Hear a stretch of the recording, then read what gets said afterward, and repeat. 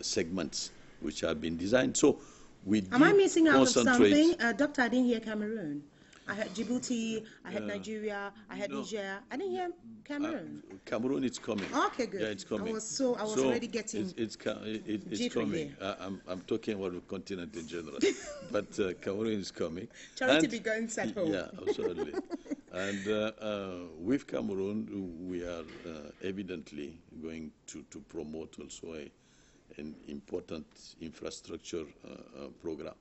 So by choosing these programs, these projects, and we take the risk, because it has to be taken, of being evaluated in the next 3 years on concrete realizations on these projects.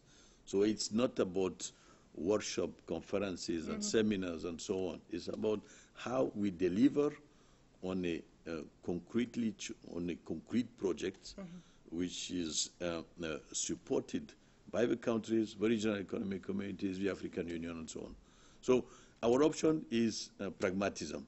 And pragmatism helps you communicate much more effectively. All right.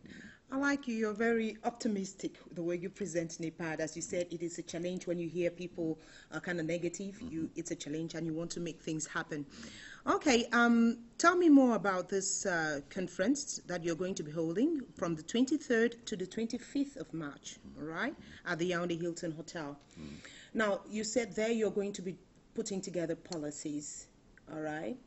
And how are these policies going to be implemented? I am talking as a Cameroonian to start with, and I want to know what I stand to gain, because that is what a lot of Cameroonians watching you this morning, their question is, Doctor, tell us what we stand to gain. Yeah. Let me just take 2 examples. You see, one of the main challenge of our political leaders throughout the continent is youth unemployment. 2 out of 3 Africans are under 25. Although urbanization has been accelerating, most of our population live in rural areas. Their main activity in rural areas is agriculture. Our level of industrialization is not high enough so that industry can absorb that youth. Of course. Our public services are not hiring anymore. So the sector which has the strong potential to absorb that youth and reduce youth unemployment is agriculture. So one of the main issues we are going to tackle is how do we scrutinize the agricultural policies to see the benefits they bring on reducing youth unemployment. The second issue is financing. Yes.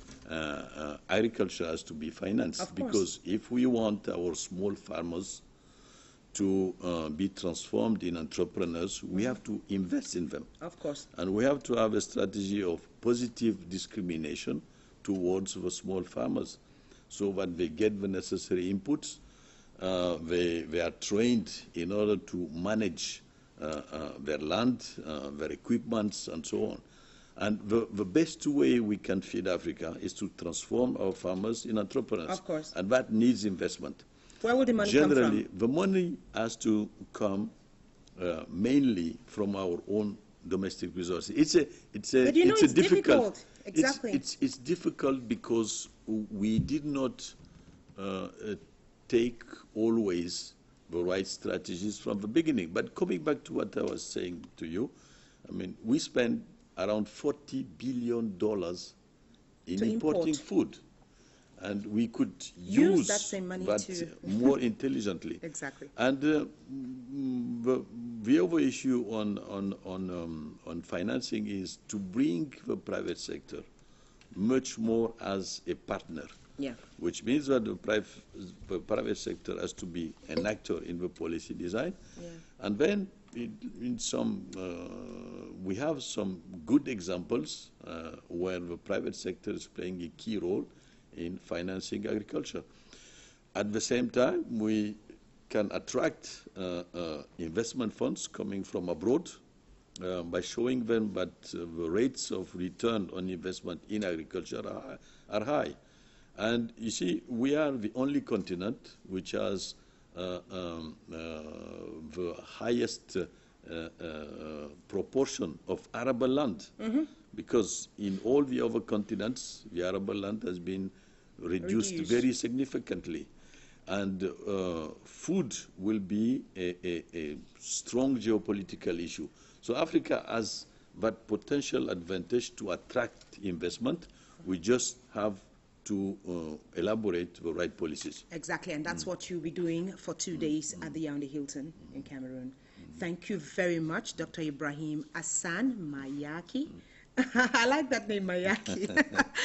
You are the Chief Executive Officer of the new Partnership for Africa's Development Planning and Coordination Agency in IPAD. Thank you. Thank you very much. Thank you for inviting me. All right. I think we're going to be talking about something. Our beauty slot today talks about scrub, and Myra is standing by with something new. Hello and welcome. My name is Edith Fokwa.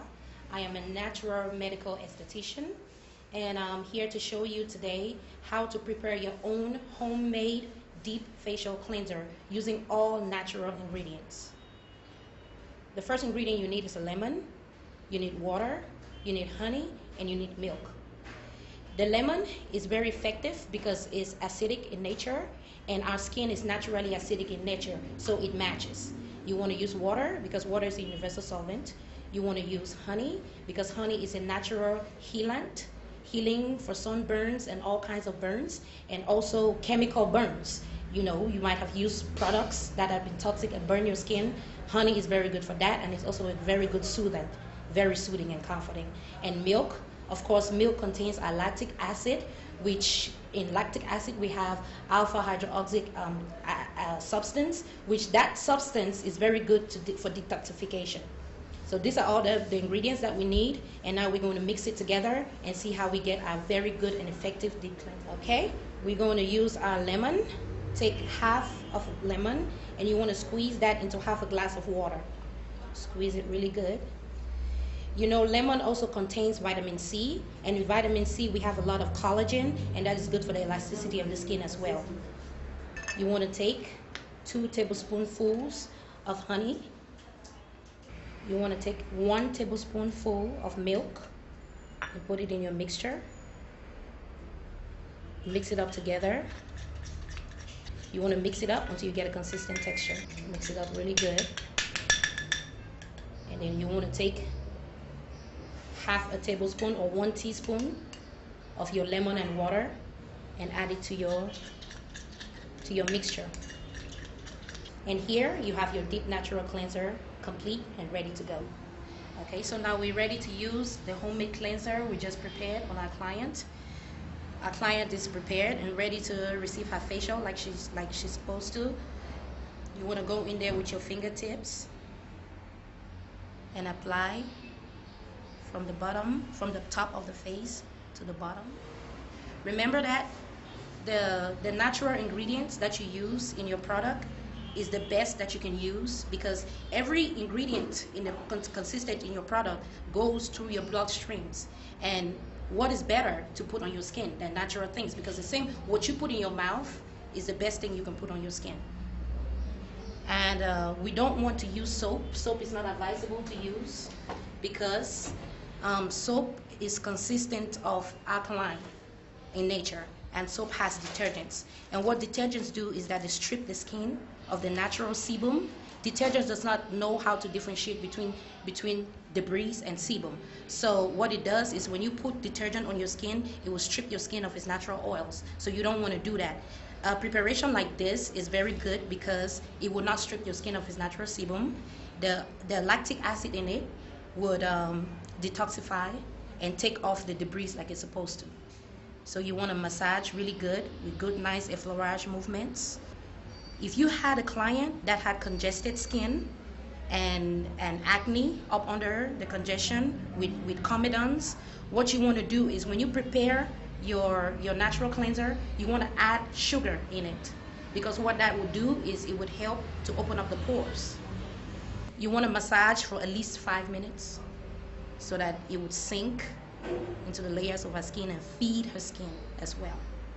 And after your efficient 5 minutes massage, you want to leave it on your client for 10 minutes and just let her rest and relax for 10 minutes so it can take in and do what it's supposed to do. Okay? So after 10 minutes, we want to go ahead and cleanse the skin. We're going to use warm water and a very clean cleansing cloth. As you can see, this is identifying only debris and removing it, and the skin already has a very healthy consistency. Okay? After cleansing, you want to use your toner. The toner is very efficient after every cleansing because the toner does three things. The first thing the toner does is that it removes the residuals of your cleanser that you just had on top of your face. So you go over it from the top to the bottom again with your toner. The second thing it does is that it brings down the pH of the skin. Every time you cleanse and detoxify, you raise the pH of your skin. The pH is a potential of hydrogen. And when the pH is raised, it is very susceptible to damage. So the sun rays and whatever you have in the air, particles in the air, your pores are open. So it's susceptible to that kind of damage. So what the toner does is that it brings back the pH to normal. The normal level of the pH of our skin naturally is about 5.5 to 5.6. And what it does is it brings it back down to that level, and then automatically it closes the pores as well. In Cameroon, everybody should, it's a must, it's like a Bible must. You should use a sunscreen. You must use sunscreen. SPF of at least 50, because the UVB and the UVA rays are there damaging. The UVB rays, they destroy the elasticity of the skin. That's what they're designed to do. They do that. The UVB rays can break through glass. What more for your skin? And then the UVA rays, we know they are burning rays. They burn the surface of the skin and all that kind of good stuff. So what you want to do is you want to use your sunscreen with SPF of at least 50 in this region. In places like America, sunscreen of 15 SPF is okay. But in a tropical region like this, we want to use a sunscreen of at least 50 SPF. So what you want to do is come after your cleansing and your toning, you come right around your eyes and you dab your sunscreen right around your eyes, because the skin around your eyes is the thinnest on the face. And if there's any burning or any sun ray destruction that is going to take place, it's going to affect this area of your eye the most. So you want to concentrate on that area and apply your sunscreen really well and massage it really good so it takes nicely. This sunscreen will protect you from all kinds of sun ray attack.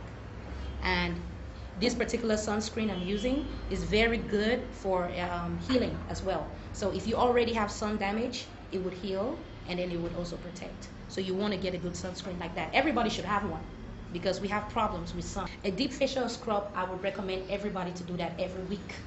Every week. You can do it at the convenience of your home. And if you want to do a full facial, it's recommended that you go to a professional and have a full facial done where you can go up under the steamer and exfoliate like you're supposed to. But you, yourself personally, you want to do a deep cleanser every week. And after your sunscreen, you can go over it with your moisturizer. Any kind of moisturizer, depending on your skin type. Use your moisturizer over your face. It nourishes, it feeds. And after that, your face is clean and healthy, and you can apply your makeup. Hello and welcome back. Now you understand how to go about using scrubs on your face. You can also use them for your fingers as well as your legs, all right, your feet, and you have a smooth and bright color. Here with me is Charles. Go ahead. You're pointing at it, of course. Go ahead. You know I couldn't greet you without you using that. Absolutely. And it is one of the messages that the Central Committee members of the ruling party... Can you shake my hand? That the ruling party will be sharing across the nation today as the party celebrates its 26th anniversary, that be careful with cholera. Of course. It's one of the messages. All right. And you're here. You promised last time that you were going to give us the history. Of course, we understand that the Cameroon, the Cameroon People's Democratic Party, the leading party in Cameroon, will be celebrating or is celebrating its 26th anniversary today throughout the national territory. And of course, Charles, on Tuesday, you told us you were going to give us the history. Absolutely, and we go straight with images from Bamenda when the party was created on this day, on the 24th of March, 1985, and it was